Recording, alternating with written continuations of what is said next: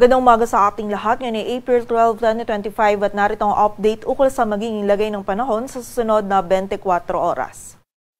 Sa kasalukuyan ay umiiral ang easterlies o yung mainit na hangin mula sa dagat Pasipiko sa malaking bahagi ng ating bansa, kung saan ngayong araw ay magdadala ito ng mga kalat-kalat na pag-ulan, pagkilat at pagkulog dito sa bahagi ng Zamboanga Peninsula, maging sa Basilan, Sulu at Tawi-Tawi. So pag-iingat po para sa ating mga kababayan dyan sa posibilidad ng mga pagbaha at pagguho ng lupa. Samantala, sa nalalabing bahagi naman ng ating bansa ay patuloy tayong makakaranas ng bahagyang maulap hanggang sa maulap na kalangitan. Mainit pa rin po yung panahon na mararanasan natin, lalong-lalo na sa tanghali, at meron pa rin posibilidad ng mga biglaang pag-ulan, pagkilat at pagkulog na dulot ng easterlies. And sa kasalukuyan ay wala po tayong minomonitor na bagyo or low pressure area na maaaring makaapekto dito sa ating bansa.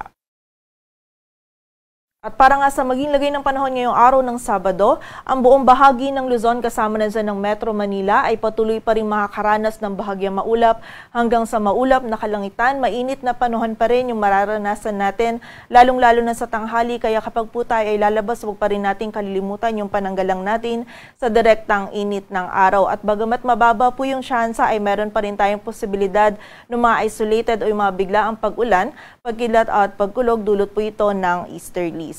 Agwat ng temperatura dito sa Metro Manila ay mula 26 to 35 degrees Celsius, sa Baguio ay 17 to 26, sa Lawag ay 25 to 32 degrees Celsius, sa Tagaytay naman ay 23 to 33 degrees Celsius, sa Legazpi ay 26 to 32, samantala sa Tuguegarao ang maximum temperature po natin ay maaaring umabot hanggang 36 degrees Celsius.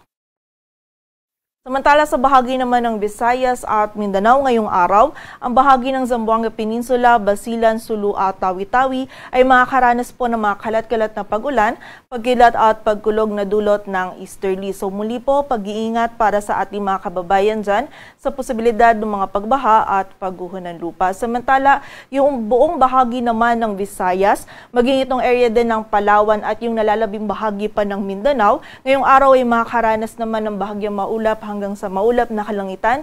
Mainit na panahon po yung mararanasan natin sa tanghali, ngunit pagsapit po ng hapon at gabi ay magiging mataas naman po yung tsansa ng mga isolated o yung mga biglaang pag-ulan, pagkilat at pagkulog, lalong-lalo na po dito sa nalalabing bahagi pa ng Mindanao, dulot po ito ng easterlies. So paalala po para sa ating mga kababayan pa din, pag-iingat pa rin sa posibilidad ng mga pagbaha at pagguho ng lupa.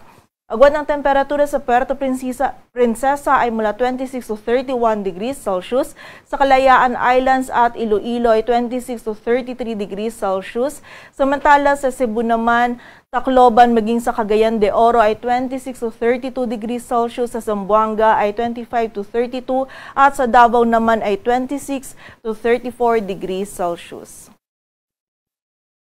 At para naman sa ating heat index or yung damang init, kahapon ng Biyernes, yung computed heat index po natin dito sa Metro Manila ay mula 40 to 42 degrees Celsius at yung highest computed heat index natin is 45 degrees Celsius sa Dagupan City, Pangasinan, maging sa Sangli Point, Cavite. At ngayong araw naman po patuloy pa rin tayong makakaranas nitong mainit na panahon, kung saan dito sa Metro Manila yung ating heat index forecast ay mula 41 to 42 degrees Celsius at yung highest heat index forecast natin is 45 degrees Celsius sa Sangli Point, Cavite, sinundan ng 44 degrees Celsius sa Dagupan City, Pangasinan.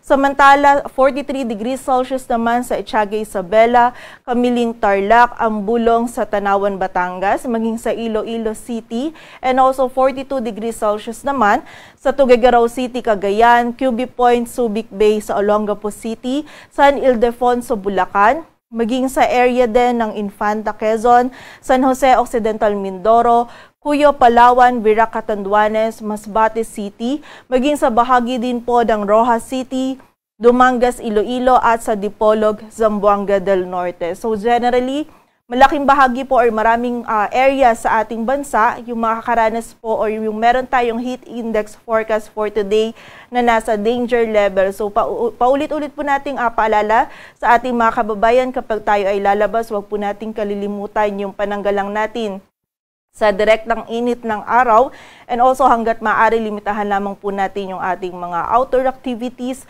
at kung hindi naman po maiiwasan from time to time ay magpahinga po tayo at uminom po tayo ng tubig upang maiwasan po natin yung panganib na maaaring idulot ng init ng panahon sa ating kalusugan.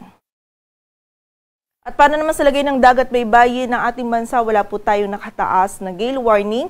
Kaya malaya mga kapalaot yung mga kababayan natin mga isda, pati na rin yung may mga maliliit na sasakyang pandagat. Dito sa Metro Manila, ang araw ay sisikat mamayang 5:44 ng umaga at lulubog mamayang 6:10 ng hapon. Patuloy po tayo magantabay sa updates na ipapalabas ng Pag-asa, at para sa mas kumpletong impormasyon, bisitahin ang aming website pag-asa.dosd.gov.ph. At yan po muna ang latest dito sa Weather Forecasting Center ng Pag-asa. Grace Castañeda, magandang umaga po.